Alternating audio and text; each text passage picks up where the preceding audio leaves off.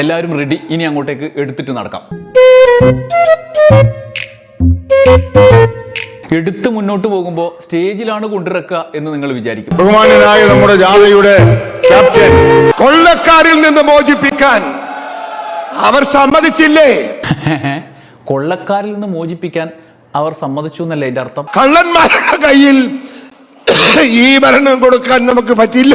ഇനി അധികം വെല്ലുവിളിക്കണ്ട കേട്ടാ. എന്നെ പാലോട് രവി നുള്ളിക്കൊണ്ടിരിക്കുകയാണ്. ഞാൻ സ്വാഗത പ്രസംഗം അവസാനിപ്പിക്കുന്നു. നമസ്കാരം. പുതിയുഗ യാത്ര കഴിഞ്ഞു. പ്രതിപക്ഷ നേതാവ് വി ഡി സതീശനെ സംബന്ധിച്ച് വലിയ വെല്ലുവിളിയായിരുന്നു. സമാപന സമ്മേളനം കഴിയുമ്പോൾ കോൺഗ്രസിൽ ആഭ്യന്തരമായി വലിയ ആധിപത്യം നേടാൻ അദ്ദേഹത്തിന് കഴിഞ്ഞു. യാത്ര ആരംഭിക്കുമ്പോൾ കെ സി വേണുഗോപാൽ മുതൽ അടുക്കളകളിൽ കയറിയും കപ്പ നിന്നും തൻ്റെ ഇടം ഉണ്ടാക്കിയെടുക്കാൻ ശ്രമിച്ചിട്ടുള്ള നാടക പരിപാടികളും അത് പൊളിഞ്ഞ് പാളീസായതിന് പിന്മാറിയതിന് പിന്നാലെ ചെന്നിത്തലയും ആദ്യഘട്ടത്തിലെ മുൻനിരയിലേക്ക് വന്നുകൊണ്ടുള്ള നാടകങ്ങളും ഒക്കെ കണ്ടതാണ്. പക്ഷേ അതൊക്കെ മെല്ലെ പിന്നിലേക്ക് പോകുന്ന കാഴ്ച നമ്മൾ കണ്ടു. യാത്ര അവസാനിക്കുമ്പോഴേക്കും കോൺഗ്രസിൽ സതീശൻ തൽക്കാലത്തേക്കെങ്കിലും കരുത്തനായി എന്നുറപ്പാണ്. ഈ സാഹചര്യത്തിലാണ് പുതിയുഗ യാത്രാ സമാപനത്തിൽ രാഹുൽ ഗാന്ധി ശക്തമായൊരു സന്ദേശം നേതാക്കൾക്ക് നൽകിയത്. അദ്ദേഹത്തിൻ്റെ ആ വാക്കുകൾ കേൾക്കും മുമ്പ് എന്തൊക്കെയാണ് സമാപന വേദിയിൽ നടന്നത് എന്ന് നോക്കാം. ആദ്യം വി ഡി സതീശൻ്റെ വരവാണ്. യാത്രയിൽ ഉടനീളം ആളുകളെ കൊണ്ട് ചുമപ്പിച്ചാണ് സതീശൻ വേദിയിലെത്തിയത്. അതായത് ചുമലിൽ എടുത്തിട്ടാണ് സതീശനെ വേദിയിലെത്തിച്ചത്. 5 കൊല്ലം മുമ്പ് ചെന്നിത്തല പയറ്റിയ ഒരു തന്ത്രമാണ്. സമാപനത്തിലും ജാഥ ലീഡറെ ചുമക്കാൻ ആളുകൾ റെഡിയായിരുന്നു.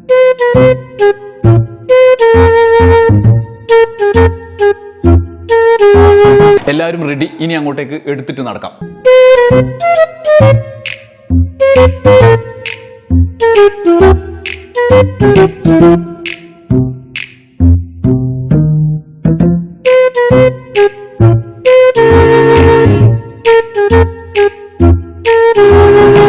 എടുത്ത് മുന്നോട്ട് പോകുമ്പോൾ സ്റ്റേജിലാണ് കൊണ്ടിറക്കുക എന്ന് നിങ്ങൾ വിചാരിക്കും. അങ്ങനെ വിചാരിക്കരുത്. സ്റ്റേജിൻ്റെ താഴെയാണ് ഇറക്കുക. ഇത് രാഹുൽ ഗാന്ധിജിയൊക്കെ വരുന്ന വേദിയാണല്ലോ. പിന്നെ അവിടെ ഇറക്കിയതിന് ശേഷം സ്റ്റേജിലോട്ട് നടന്നു കയറാനല്ലാതെ മാർഗമില്ല.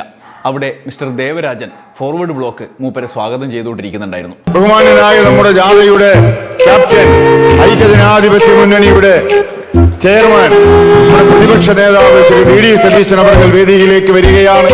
നിങ്ങൾക്കേവർക്കും വേണ്ടി ഞാൻ അദ്ദേഹത്തെ സഹർഷം ഈ വേദിയിലേക്ക് സ്വാഗതം ചെയ്യുകയാണ്. അങ്ങനെ എല്ലാവരെയും മൂപ്പരെ അഭിവാദ്യം ചെയ്തു. പിന്നീട് സ്വാഗത പ്രസംഗം. CP ജോൺ കോഴിക്കോട് കണ്ടതുപോലെ സ്റ്റേജിൽ വലിയ തള്ളൊന്നും ഉണ്ടായില്ല. അതിനനുസരിച്ച് നിയന്ത്രണങ്ങളൊക്കെ ഉണ്ടായിരുന്നെങ്കിലും പാലോട് രവി CP ജോണിനെ തള്ളിക്കൊണ്ടിരുന്നു.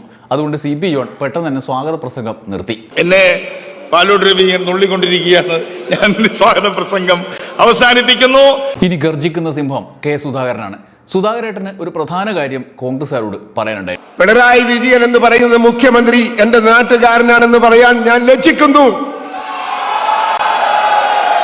കഴിവും പ്രാപ്തിയുമില്ലാത്ത ഒരു മുഖ്യമന്ത്രി, രാഷ്ട്രീയ കാഴ്ചപ്പാടില്ലാത്ത ഒരു മുഖ്യമന്ത്രി, ഈ നാടിന്റെ ഹൃദയഭാരത്തെക്കുറിച്ച് നോട്ടമില്ലാത്ത അറിവില്ലാത്ത ഒരു മുഖ്യമന്ത്രി, ഈ നാടിൽ പാവപ്പെട്ടവൻ കഷ്ടപ്പെട്ടവൻ പട്ടിണി കിടക്കുമ്പോ ഒരു ചുക്കും ചുണ്ണാമ്പും ചെയ്യാത്ത ഈ മുഖ്യമന്ത്രി എന്റെ നാട്ടുകാരനാണെന്ന് പറയാൻ എനിക്ക് ലജ്ജയുണ്ട് എന്ന് ഞാൻ നിങ്ങളെ അറിയിക്കുന്നു. അങ്ങനെ നിറഞ്ഞു തുളുമ്പിയ ലജ്ജയോടെ സുധാകരേട്ടൻ ഒരു സത്യം അവിടെ എത്തിയവരോട് വിളിച്ചു പറഞ്ഞു.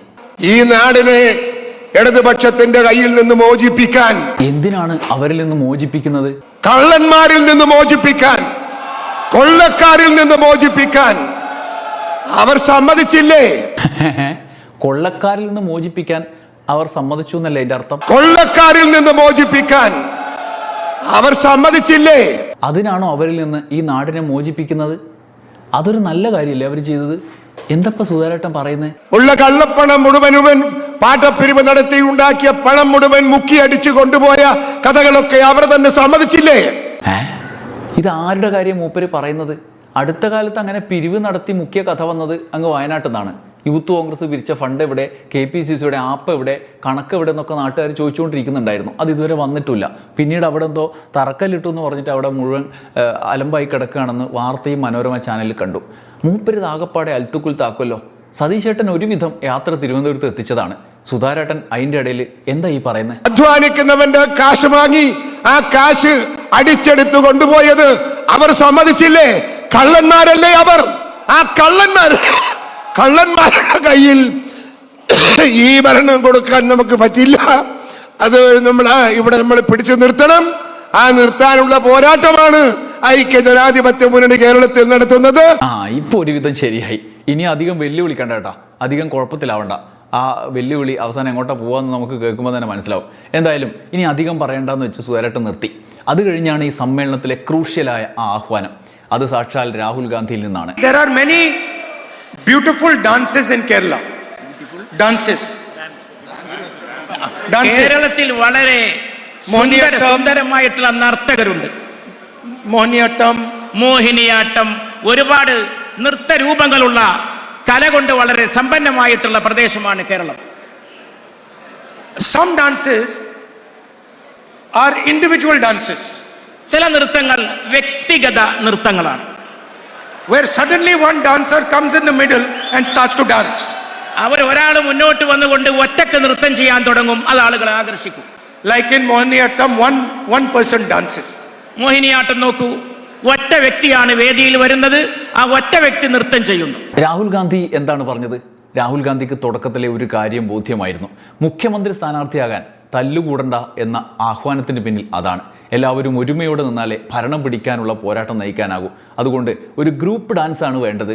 ഇടക്ക് കയറി ഗ്രൂപ്പ് ഡാൻസിന്റെ ഇടയിൽ ആരും ഒറ്റക്ക് കളിക്കാൻ ശ്രമിക്കണ്ട എന്ന് രാഹുൽ ഗാന്ധി പ്രത്യേകം പറഞ്ഞു. And then there are also group dances where everybody dances together. അതോടൊപ്പം സംഘനൃത്തങ്ങളുമുണ്ട്. ആ സംഘനൃത്തങ്ങളിൽ ഒരുപാട് പേർ ഒന്നിച്ചു ചേർന്ന് നൃത്തം വെക്കുന്നതാണ് നാം കാണാറുള്ളത്. Now, when a group dance is taking place, suddenly if one person starts to dance, it looks ridiculous. അങ്ങനെ ഒരു സംഘനൃത്തം നടക്കുമ്പോൾ ചിലപ്പോൾ എവിടെയെങ്കിലും ഒരാൾ വന്ന് ഒറ്റക്കൊരു നൃത്തം നടത്തി മറ്റുള്ളവരുടെ ആകർഷണം നേടാൻ ശ്രമിക്കാറുണ്ട്. So the advice from the people of Kerala to the UDF leaders is dance together. അതുകൊണ്ട് കേരളത്തിലെ UDF നേതാക്കളോട് എനിക്ക് നൽകാനുള്ള ഉപദേശം, കേരളത്തിലെ ജനങ്ങൾക്ക് വേണ്ടി നൽകാനുള്ള ഉപദേശം, ഒന്നിച്ചു ചേർന്ന് കൂട്ടമായി ഒരു സംഘനൃത്തമായി മാറൂ.